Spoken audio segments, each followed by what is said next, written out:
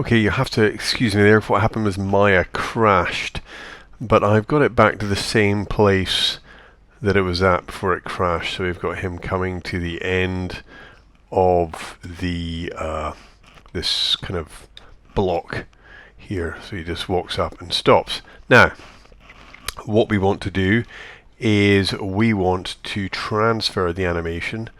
We want to presently, if we look at the locators, we can see that there's animation on the locators. Now we want to get this animation from the locators back onto these controls. So to do that, what we're going to do is, I've deleted I think the constraints have been deleted off these locators, so they've just got the animation on them. Where I'm going to go in and get rid of the animation on the actual controls themselves, so Monty's controls. Not all of it.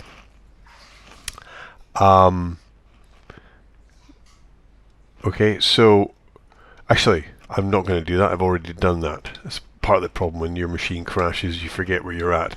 So what I'm going to do is I'm going to bake the animation, I should say, from these locators back onto the controls. So to do that, I'm going to select the controls, which is the foot control and this control here, and I'm going to bake the animation onto them. So let's make sure I've got that one, that one, and that one, and I'm going to bake the animation. I'm going to go Edit, Keys, go to Bake Simulation, and I'm going to bake up to 105. Just press Bake.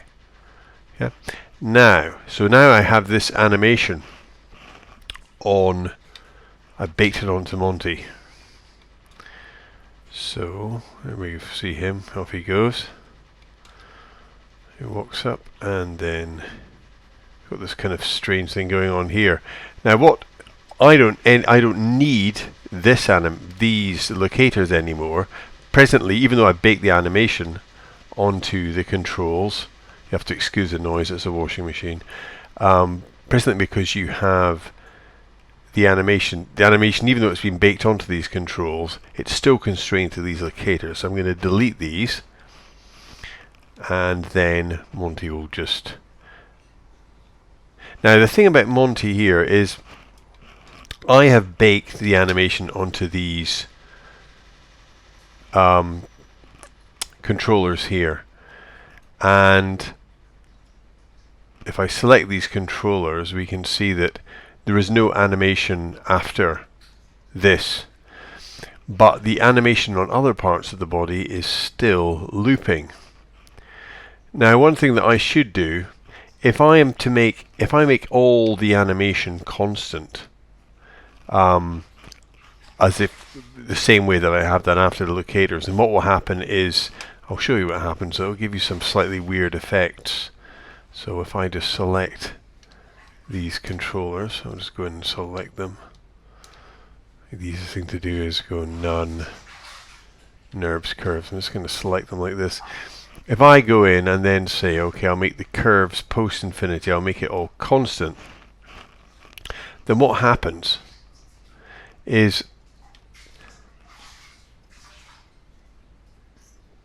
you'll see you get these kind of weird artifacts happen, because even I've baked out the animation on the legs, so that's all fine, but on the rest of the body, such as this bit here, you'll see that I've only got 1 cycle's worth of animation. So this I also need to bake out for 105 frames along with this. So I would need to go back, make it a cycle again, and I'm going to have to select this control and this control as well. So you have to select all the controls and bake, go Edit, Keys, Bake Simulation, and bake this out for 105 as well, so I don't have this problem. And then when I go in and turn off the polygons and make the curves post infinity constant, show Monty again, then I don't have this problem. Now, so why do we bother doing this? What is the advantage? Well, look, I'm just going to, the good thing about this is I can move this further forward. I can move it anywhere, Monty will just walk. It becomes a proper placement control. If I want to move him a little bit further forward, stepping off like this, I can do that.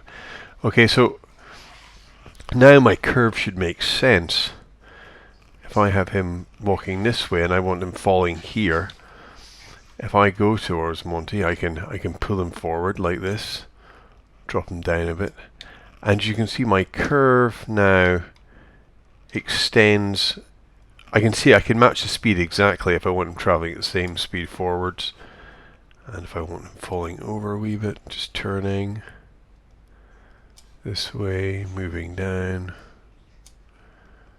have that going this way, have this foot going down this way, turn it there,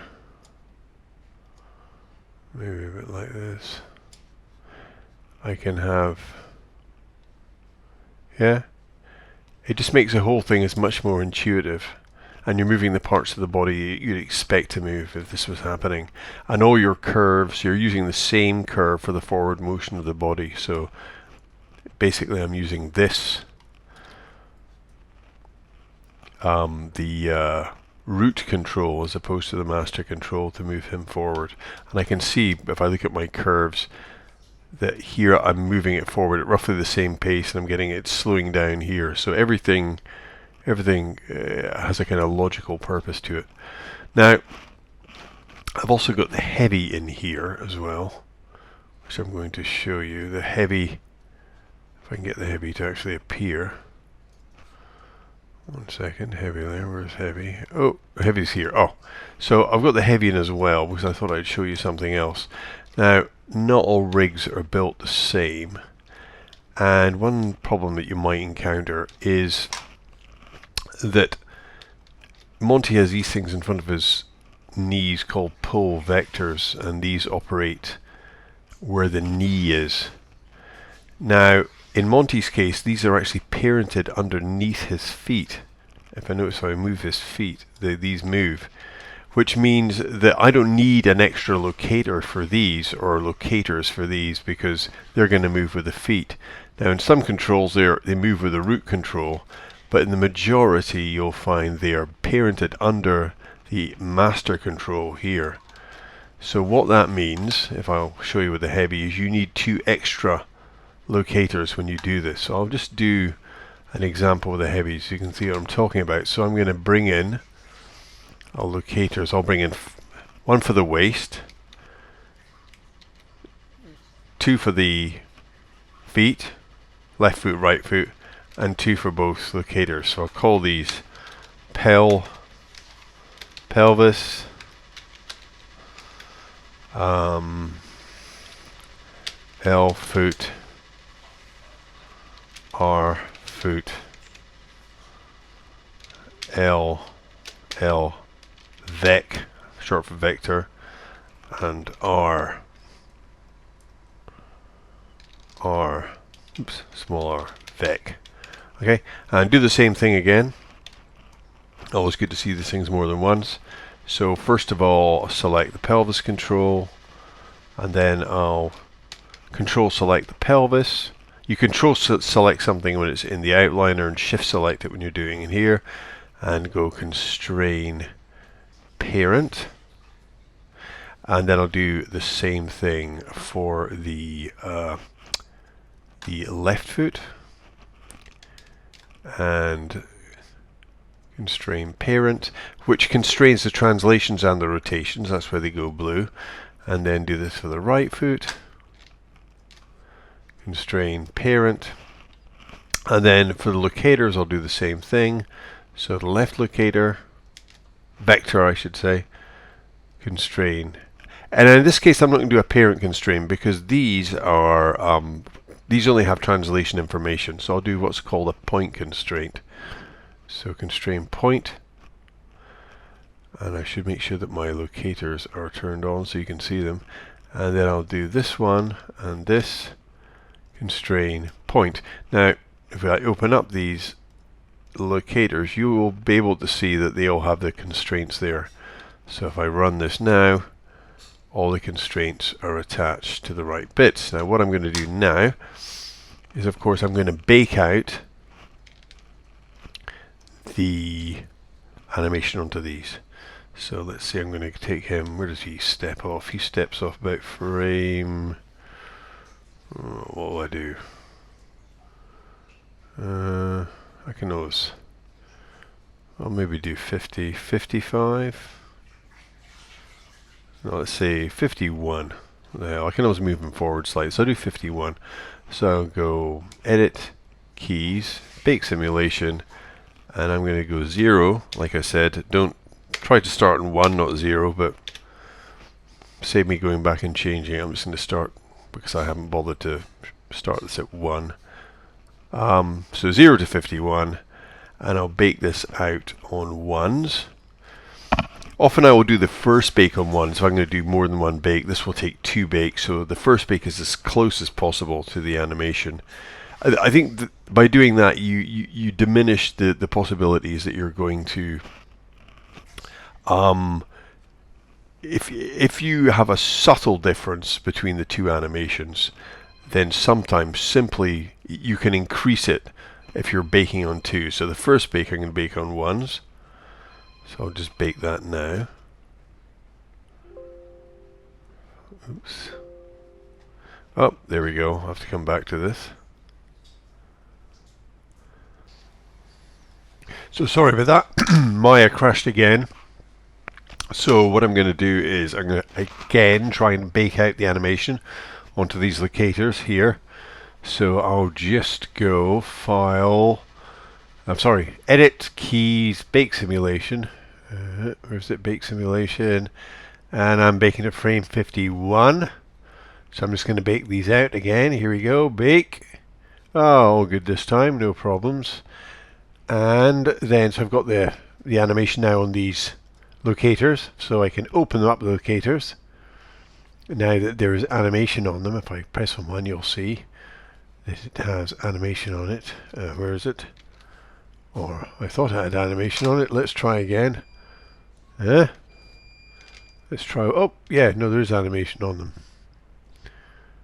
Left foot. The pelvis doesn't appear to have any. I wonder if I constrained it, the pelvis. I'll bake this out again. Left foot's got some. Right foot. That's got some. This has got some. So I'm going to do the pelvis. Where is the pelvis?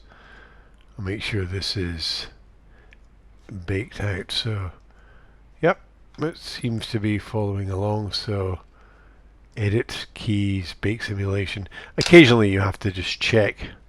Okay, so there's animation on all of these now. So now what I'm going to do is I'm going to delete the constraints. It's going to move. They'll get if I look at the locators, they're all moving with these anyway, as you can see, because the animation's been baked onto them. Now what I do is I'm going to do the same thing I did with Monty. Go into the root control. I'm going to delete the translation and rotation animation by breaking the connections, and then I'm going to take the pelvis control first and then shift select the root control and go constrain parent, so do it the other way around. Then I'm going to click on the left foot animation, and again I'm going to just get rid of the translate and rotate animation, and then I'm going to select the left foot locator, shift select the left foot control and constrain parent. Then I go to the right foot, same thing, break the connections. Then I'm going to the right foot controller, shift select the right foot control, constrain parent, and then I'm going to go into the left control, the left pole vector for the foot, and I'll constrain. Now in this case I don't parent constrain it because it's just to translate, not the rotations, so I'll point constrain it. I'll do the same thing with the right vector, shift select the pole vector, and I'll point constrain that. Now, oh, and of course what I have to do, yeah, I think this is all good. Oops, I have to get rid of the animation on the actual master control. So just select, I mean, the only thing that's actually animated here is the translate Z, even though these are all keyed red. It's only just the Z translation, but I'm going to break all the connections. And off he goes. So then you have this, him walking away. Oops, and you got something, yeah. Of course, I've only baked up to frame 51. Right. So the next thing I have to do is I am going to bake the animation back onto the controllers, but in world space. So to do that, I'm going to select the 2-foot controls, the root control, the waist control. I'll select basically all the controls minus a couple which I'm going to explain to you. So I'm going to select that control and then that control. Oops, not that. So what maybe the best way of doing it is this. When you want to select lots of controls together, you can, I'm just going to save this in case it crashes again, so I'll save this scene. What you can do if you want to select lots of controls at once is you could show, make it none, and then you show the NURBS curves. Then you can select all the NURBS curves you want and then unselect the ones you don't want. In my case, this one here. And now in this model, sometimes I've had problems for the heavy rig is badly rigged in my opinion. So what that means is sometimes you have baking issues with it. So I mean, it's not badly rigged, but it has rigging issues. Now for some reason, if it's a Maya binary file, it sometimes has problems baking animation. So I know from going through this rig, baking one controller at a time to find out which ones were the problems, that this one is a problem, that one there, and that one is a problem. So, and also the middle one is a problem. So hang on, so that one's okay. This is difficult. I'm going to try and do this again. So this is fine, this is fine, this is fine, this is fine, this is fine, this is fine, this is fine, this is fine, this is fine, this is fine, this is fine. The rest are no good. So I'm going to try and bake this. So again, it's going to be 51 frames. I'm just missing out that and those two. And I'm also going to bake, oh these are all, I'll bake these out as well. And I go edit, keys, hopefully it won't crash, 0 to 51, bake. And that has baked out everything minus a few controllers. So if I, it's baked out here. This hasn't, now the ones that haven't been baked out, this is quite interesting. So if I show you this again, my polygons, if we show this guy, I mean it looks completely normal, but what if I select some of these, you'll see that, for example, at this control I need to bake out, so I can bake out this one, this one here, edit keys, bake simulation. So that one can be baked out. The shoulders seem fine. They've been baked. This has been baked. You can tell things have been baked on twos. This one actually hasn't been baked, so I can bake this one out. Edit keys, bake simulation. Oh, hang on. Curves, post infinity cycle. Edit keys, bake simulation. That's better. Yeah, I'm just checking that everything's been baked out. Like I said, normally it's not necessary to do any of this stuff, but this rig is not. It has some weird things going on, so it's always good just to have a look. So essentially, everything seems baked out apart from this control, and this one around here. Everything else seems fine. Now what happens if you have controls that are going to, like they're essentially going to screw with your animation and make it very difficult? There are ways around this. Now I'm baking this up to 51 frames, which is here. But I think if you look at this curve that I have on this arm joint here, you can see it's a wave essentially. So what I can do is I want this animation from this point here. This is where the lighter green line is. This is where the I don't actually have animation there, but I've got this cycle which is giving me animation.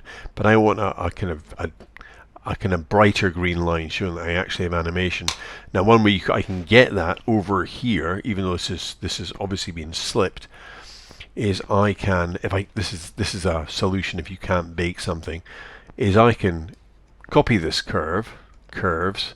I can go edit, copy, just copy this, and then I can go to frame 45, the end bit, and go edit, paste, and you can see I've got this now extended wave, if you like. Now I can then just go back to frame 46, and I'm going to pull the crest of this wave along, so I've got this wave starting a little bit earlier. And then I can just go back to 0 and give myself a frame here, and then I can go to frame 51, which is here. Give myself a frame here, and I can, so now I have the animation I want. And I can do the same thing on this curve, again deleting unnecessary frames that I don't need. I would then select this, go edit, copy, go to the end, edit, paste, and then slip this. I'm going to get this crest to frame 21. So I've got animation now right at the beginning of my animation. I can press S here, delete this, and then I can go to frame 51 and give myself, oops, I shouldn't have deleted it there. Sorry, 1 second. Go back here to frame 0, go to frame 51, press S, and then I'm just going to delete these frames. I can delete that there. Okay, so I've got this. And then I can do the same thing for this last curve here in the middle. And it's very simple. Again, here, because I've got two curves, I can shift select them in the timeline, right click, copy, then go to the end of frame 30, right click, paste them both on, and then I can just get this crest at this stage here. You can see it's a repeating pattern, so I'm just going to scrub this all the way back here. So now I've got animation here at 0. First of all, I go to frame 50. Actually, I need to paste it twice, so I need to go to 30, paste again.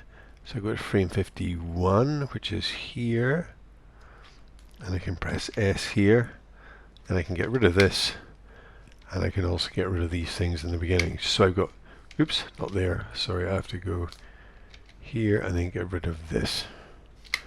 So then I have animation in the places I need it, yeah? And then what I want to do is I want to get rid of all the cycling animation. Sorry, I don't want animation cycling afterwards like this. I just want 51 frames. So I can go to Show, turn the polygons off, select all of these, and you can see presently there is quite a lot of cycling animation.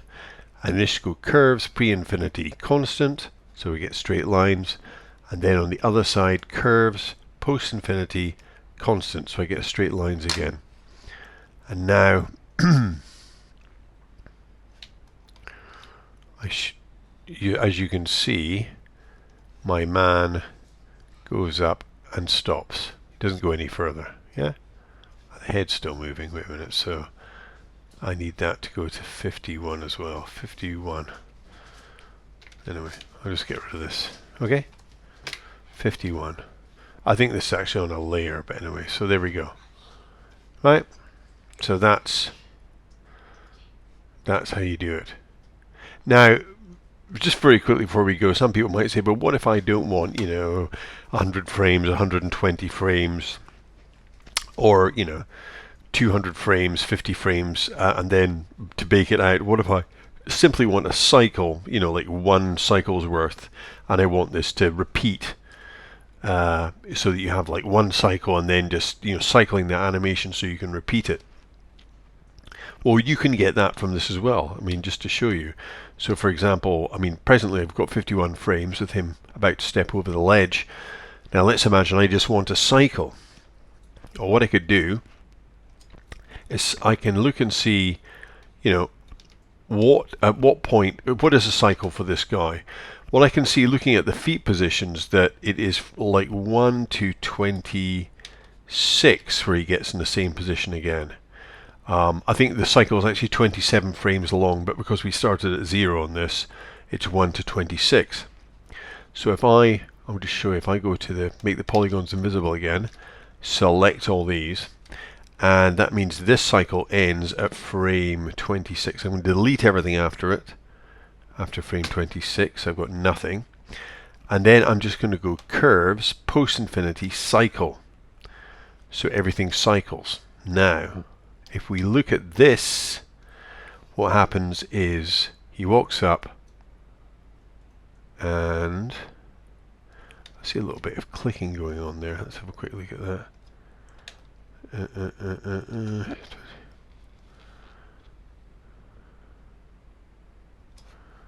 So a quick look. You can not normally see why something's happening. Is it this? Or is rig walk test. Hang on, this is 26. So up 18, 26. For some reason there's something. So I'm going to key this here, and I'm going to make sure it's in the same place. If you sometimes see something weird happening, it's normally because something's sort of cycling properly. So I'm just going to turn this back into a kind of wave. You can see this this wave pattern here. I know it's 26 frames long, so that should do it. And that one, this one here, I'll do the same thing. Maybe like this. There we go. That looks better. Okay, I've just noticed there's something weird happening. But you'll see he's jumping backwards every time, and that's simply because I'm also cycling the forward translation in the Z, which I can't just cycle that because then I get these weird lines. So for the forward translation in the Z, I have to go curves, post infinity, cycle with offset. And you can see he's pulling him forward, and then do I have to do the same thing with the legs? Go curves, post infinity, cycle with offset, just for the Z translation, and the same one here, curves, post infinity, cycle with offset, and also for the pole vectors, curves, post infinity, cycle with offset. So now he just carries on walking, and you know, we can this is just a placement control, so you can have him walking anywhere you want to. It doesn't really matter where you put this. You know, it can be up here, it can be wherever. I mean, I'm not saying you wouldn't have an angle like this, but you might have it on the ground. See if I take this and make it oops, F8. I'm going to make this translate Y0, so it's on the ground. So now it's on the ground. I'm just going to lift this up. So, and our man walks wherever we want him to. Yeah? So, it looks like he's walking with a limp. But anyway, I think you get the idea. It's a very, very handy way of, you know, you can take something in local space, convert it into global, and it's very